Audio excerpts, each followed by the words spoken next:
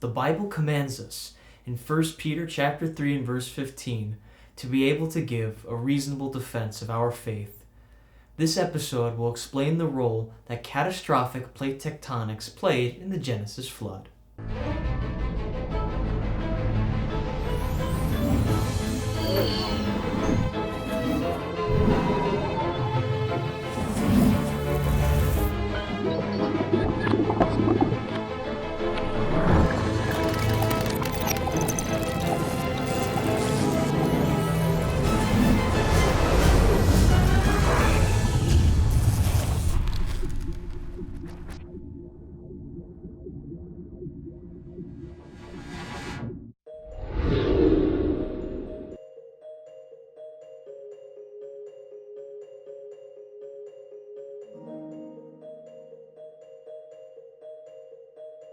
The Bible, in Genesis chapter 1 verses 9 through 10, seems to indicate that there was once one continent, or that the continents were significantly closer prior to the Genesis flood. And then in Genesis chapter 7 verse 11, indicates that because of the drastically catastrophic geological activity that resulted from the Genesis flood, the continents moved apart from each other.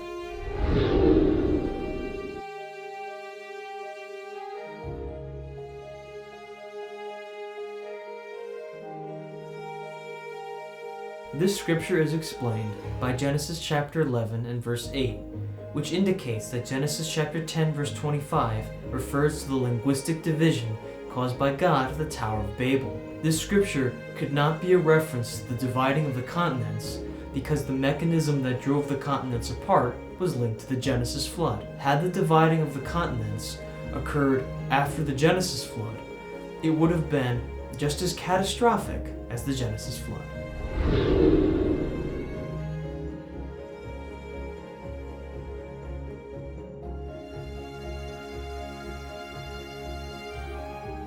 There are a few lines of evidence that support plate tectonics, like the facts that the continents appear to be able to be put together like puzzle pieces.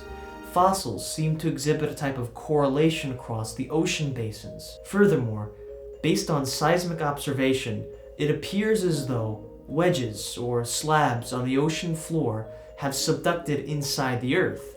Finally, there is a pattern of magnetic field reversals that resembles zebra stripes. This pattern is parallel to the mid-ocean floor rifts within the volcanic rock that has been formed along the rifts, which seems to be an indication that along the rifts the seafloor is spreading.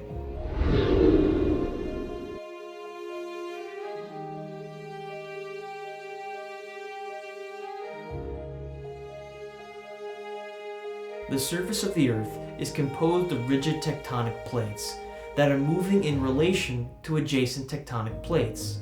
The edges of the tectonic plates can be deformed due to horizontal motion. There are a few basic patterns of plate tectonics. The first is extension, which is when the tectonic plates that are moving apart or rifting occur when the seafloor pulls apart. The second is called transform faulting, which is when the tectonic plates slide horizontally past one another, like in the San Andreas Fault in California. Lastly, we have subduction, which is when one plate goes beneath another and sinks into the mantle.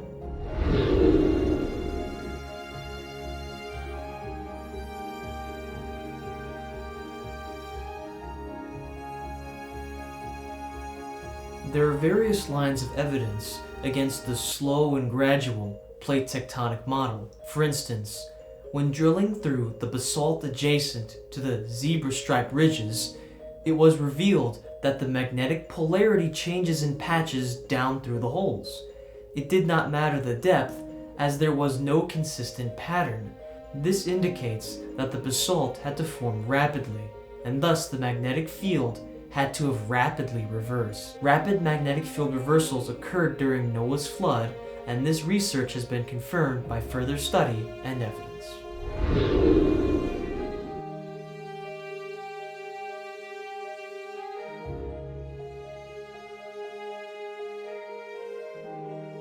The scientist who developed the idea of catastrophic plate tectonics is named Dr. John Baumgartner. Dr. Baumgartner at the Los Alamos National Laboratory in the United States utilized supercomputers to help model the processes in the mantle of the Earth to demonstrate that the movements of the tectonic plates during Noah's flood moved very rapidly and even spontaneously.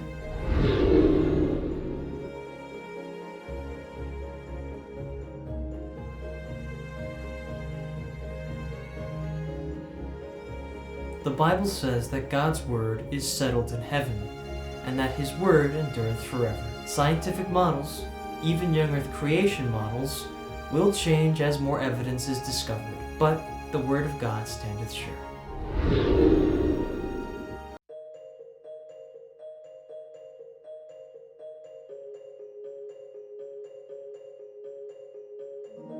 At the flood's commencement, the ocean floor lifted 6,500 feet because the temperature increased when the horizontal movements of the tectonic plates accelerated. This lifted would cause the ocean water to spill onto the land and cause catastrophic flooding. This is a partial description of what happened when the fountains of the Great Deep were broken open.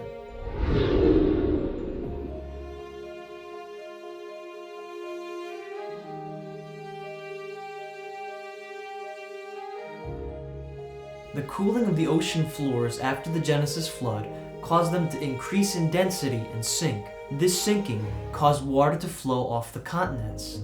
The water moving off of the continents and going into the ocean weighed down the ocean floor and consequently made the continents lighter. Thus, the oceans would have continued to sink, which would have caused the continents to rise upward, and thus more water would run off the continents. When the tectonic plates collided, this pushed up the mountain ranges. I pray that you enjoyed this episode of Genesis Under a Microscope, and that you will subscribe to Christ Jesus Ministries YouTube channel. For more faith-building content, continue to watch the rest of the episodes in this series. See the description where you will also find a study guide on this video's topic that has references to scientific journals for the information presented in this video. Take note of the fact that the Word of God is sure, and remember, the truth saves.